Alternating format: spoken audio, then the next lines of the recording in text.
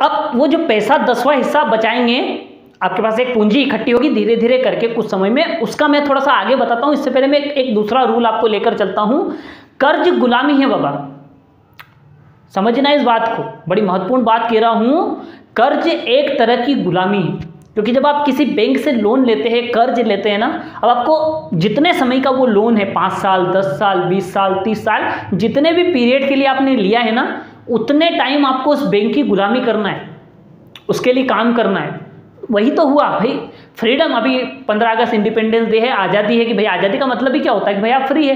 लेकिन अगर आप किसी की मजबूरन, आपका दिल हो ना हो, आपको मजबूरी में करना पड़े, तो वो गुलामी के दायरे में ही आती है वो चीज़ें। तो समझना इस बात को बड़ी महत्वपूर्ण है। अब आपको लग रहा होगा कि यार कर्ज लेना सही है या गलत है।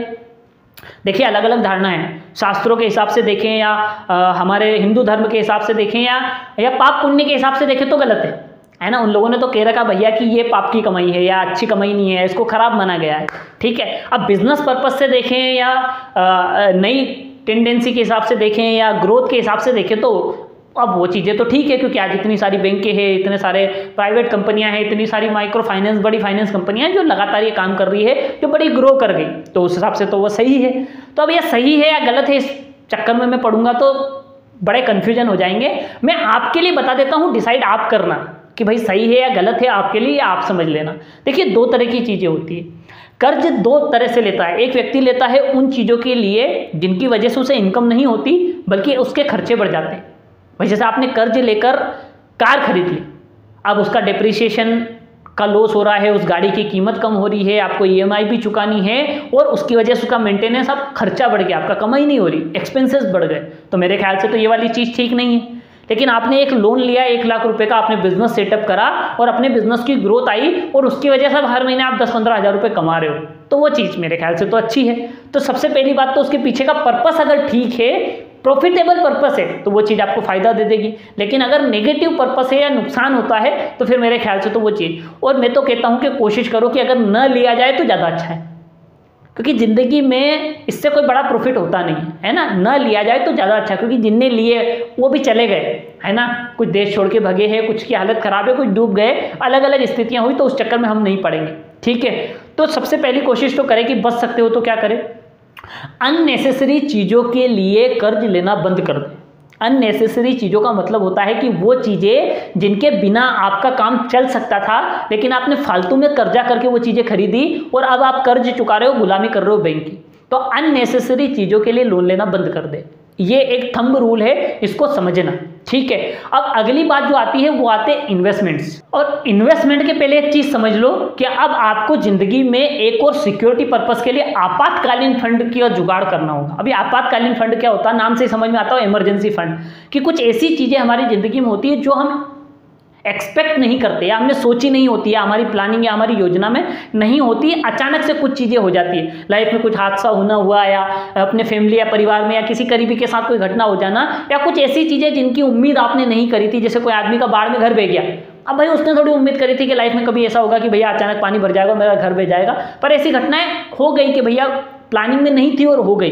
तो उनके लिए आपको एक फंड रिजर्व रखना है कि भाई आपका 6 महीने या साल भर गुजारा करने के लिए आपको जितना पैसा लगता है, आप एक योजना बनाइए कि यार मेरा मंथली खर्च इतना है, और भविष्य में महंगाई बढ़ेगी, उसके हिसाब से अगले 5 साल या 10 साल या 5 महीने या साल भर या 2 साल में इतना पैसा मुझे खर्च करने के लिए मिनिमम चाहिए, हर महीने इतना मेरा बजट है, इतना पैसा खर्च करने के लिए मुझे चाहिए। तो भाई उसके कैलकुलेशन करो, महीने के हिसाब से उसको साल के हिसाब से कन्वर्ट करके 2 साल 1-2 साल जो भी आप जितना रखना चाहते हैं उतना एक आपातकालीन फंड रखो, कि कुछ स्थितियां भाई अचानक मान लो नौकरी चली गई, तो भाई कैसे क्या होगा, कई सारी व्यवस्थाएं बिगड़ जाएगी, तो उतना पैसा रिजर्व करके रख दो अलग, कि भैया इतने में मेरा 6 महीने, साल भर, 2 साल या 5 साल इतने पैसे में गुजारा हो सकता है, उतना पैसा अलग रख दिया।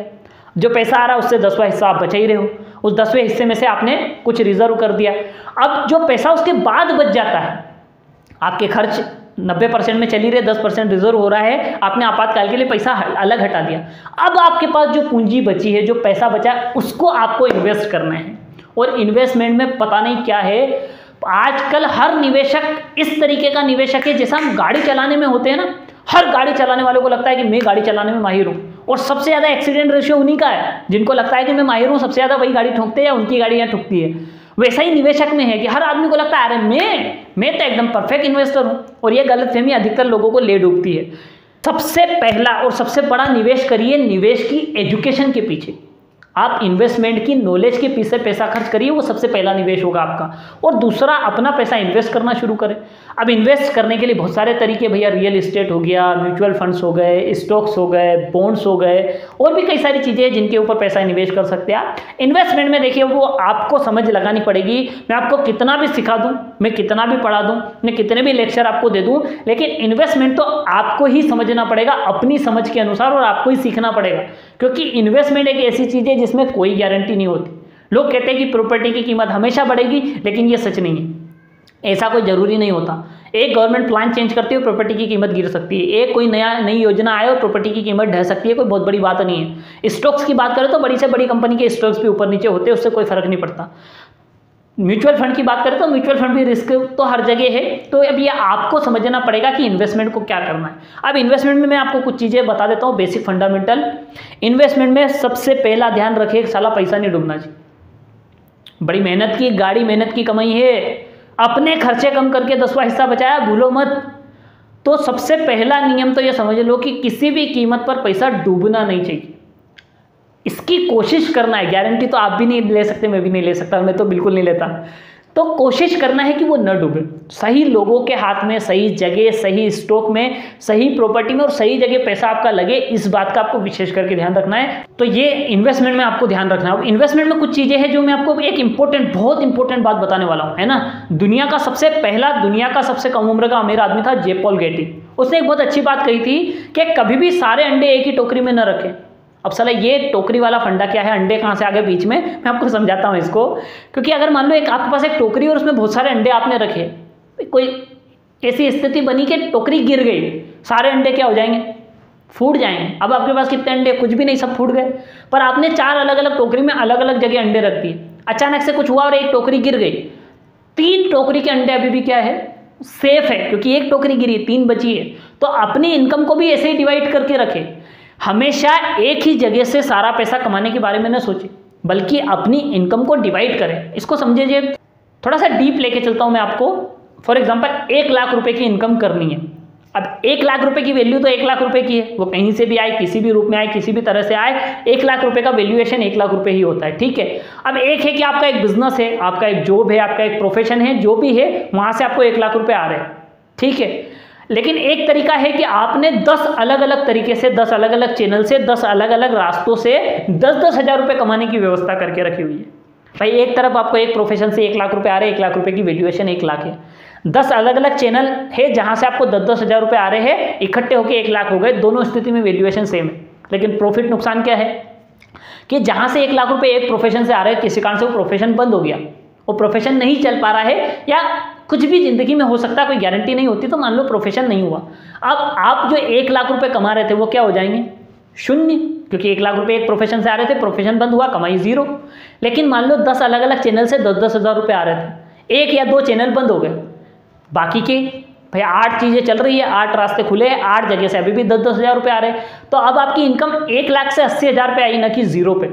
ये बड़ी गहरी बात है, इसको समझने की कोशिश करें। तो कभी भी अपने सारे अंडे एक ही टोकरी में न रखें, अलग अलग चैनल से पैसा कमाने की कोशिश करें, तो वो आपको भविष्य में बड़ा प्रॉफिट दे सकता है। और आपके चैनल ग्रो करेंगे तो उसकी वजह से भी आपको बड़ा प्रॉफिट मिलेगा। तो ये कुछ बेसिक चीज़ें हैं, पैसे के बारे में कुछ धारणाएं हैं, वो चीज़ें चेंज करी। और देखिए, इस तरीके की सोच तो बिल्कुल ना रखें कि आप सड़क से जा रहे हो तो किसी दिन आपको 50 लाख का या 1 करोड़ का बड़ा बैग मिल जाएगा। अगर आप ऐसी सोच रख के पैसा कमाना चाहते हैं तो समझ लो कि आप बेवकूफ़ी की तरफ जा रहे हैं, क्योंकि ऐसा कुछ लाइफ में होता नहीं है। होता भी है तो 1-2 लोग या 2-4 लोग अपवाद आपको मिल जाएंगे, जो होते ही है हर जगह, तो वो कोई बहुत बड़ा इशू नहीं है। दूसरा, कुछ लोग सोचते हैं कि अरे मैं लॉटरी खरीदूंगा और मैं अमीर बन जाऊंगा, तो वो भी लाखों करोड़ों में एक आध का रेशियो है, कोई बहुत बड़ी गारंटी उस चीज़ की भी नहीं ले सकती। और आजकल लोगों ने शॉर्टकट ढूंढ के रखे, इतने सारे मोबाइल ऐप्स आ रहे हैं लगातार, जो कंपनियां रजिस्टर्ड है नहीं है, अच्छी कंपनियां, फ्रॉड कंपनियां एडवर्टीजमेंट करके किसी को भी लिस्टेड करके किसी को भी हाइप कर देती है, किसी के भी शेयर बड़े घटे दिखा देते हैं। तो इस तरह की चीज़ों में न पड़े, इनकी स्टडी करें, पढ़ाई करें, सही तरीके से चीज़ें करें। आजकल गेम का बड़ा क्रेज हो गया है, लोगों को लगता है कि वो गेम खेलेंगे और बड़ा पैसा कमाएंगे, इतनी बड़ी बड़ी इंडस्ट्री हो गई है, इतना सारा पैसा एडवर्टीजमेंट पे खर्च कर रही है,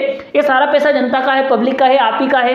वो कंपनियां बड़ा बड़ा पैसा कमा रही है और हम उस चक्कर में सोच रहे हैं कि यार आज नहीं तो कल होंगे। वो भी गेम खेलते रहते, 50 रुपये लगाए, 100 लगाए, 150 लगाए, 500 लगाए, 200 लगाए, किसी दिन उनको लगता है कि करोड़ों रुपए आ जाएंगे और सालों हो गए उनको ये चीज़ें करते करते, कोई प्रॉफिट नहीं होता, उल्टा नुकसान में चीज़ें जा रही है, उल्टा टाइम खर्च होता है उनका बहुत सारा, कई सारी चीज़ें बिगड़ रही है, मेंटल हेल्थ बिगड़ रही है। तो इस तरह की चीज़ें न करें, जो सही और प्रैक्टिकल तरीके उनको अपनाएं, जो प्रमाणित तरीके उनका इस्तेमाल करें, उनके ऊपर काम करें, उनके ऊपर मेहनत करें और स्टेप बाय स्टेप करके करें।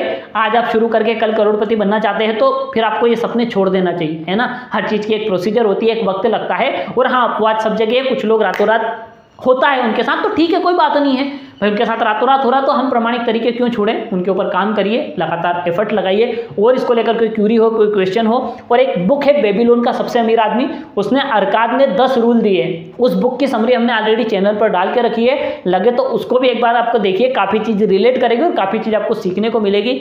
ऐसे हमारे साथ बने रहिए, नई नई चीज़ें सीखते रहिए, चैनल को सब्सक्राइब करके रखिए और कई सारी बेहतर चीज़ें हम इस पर लगातार आपके साथ शेयर करने वाले हैं।